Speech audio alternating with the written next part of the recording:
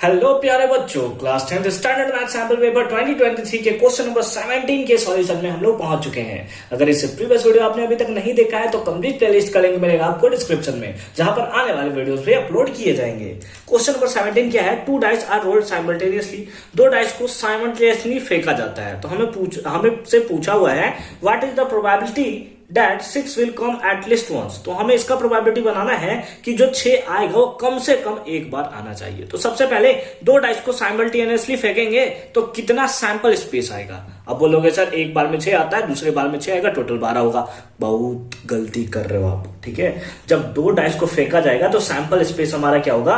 हो सकता है पहले डाइस में 1 आए, दूसरे डाइस में भी 1 आए, पहले डाइस में 1 आए, दूसरे में 2 आए, पहले में 1 आए, दूसरे में 3 आए, पहले में 1 आए, दूसरे में 4 आए, पहले में 1 आए, दूसरे में 5 आए, पहले में 1 आए, दूसरे में 6 आए। इस टाइप से आपका चलेगा और इस बेसिस पे आप सैंपल स्पेस को ना डिजाइन करोगे कि पहला में 1 आया और दूसरे में 1, फिर दूसरे में 2, 3, 4, 5, 6 ऐसा हो सकता है। उसी टाइप से 2 के लिए होगा, उसी के लिए 3 के लिए होगा, 4, 5, 6 उसी के लिए होगा। तो कौन इतना सारा लिखेगा?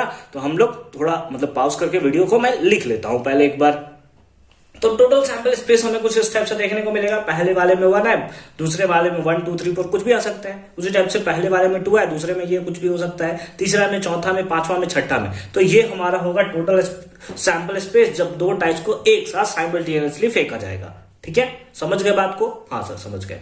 अब यहां से अगर हम लोग निकालें total number of outcomes, total number of outcomes कितना होगा? तो हम लोग एक में देख रहे हैं 1, 2, 3, 4, 5, 6, इसी टाइप से 6, 12, 18, 24, 30 और 36। दैट इज टोटल हो गया हमारे पास कितना? 36। तो ये हो गया टोटल नंबर ऑफ आउटकम्स। अब हमसे प्रोबेबिलिटी पूछा है इस इवेंट का, किस इवेंट का? कि व्हाट इज द प्रोबेबिलिटी, इसका प्रोबेबिलिटी बताइए। किसका प्रोबेबिलिटी?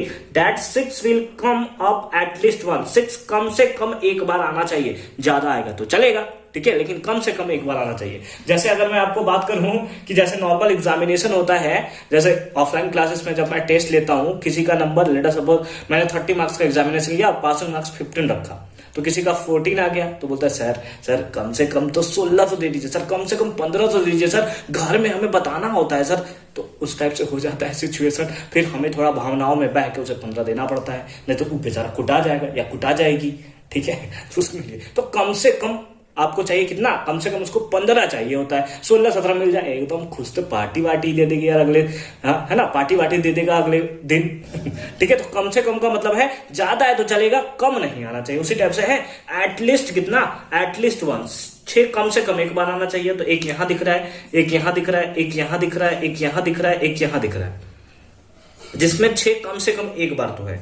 यहां है, यहां है, यहां है, यहां है, यहां है, यहां 2 बार है, ये भी चलेगा। कम से कम एक बार होना चाहिए, ज्यादा मिल गया तो और अच्छी बात है। तो टोटल कितना हुआ? 1, 2, 3, 4, 5, 6, 7, 8, 9, 10, 11। यानी कि number of favourable outcomes, probability का फॉर्मूला क्या होता है? Number of favourable outcomes divided by total number of outcomes. Favour में यानी कि इस जो है at least once, 6 will come up at least once, इसके फेवर में कितना बात कर रहा है? 1, 2, 3, 4, 11। टोटल कितना था? 11 था। डिवाइड में टोटल नंबर ऑफ आउटकम्स कितना था? 36 था। ये कितना हो गया?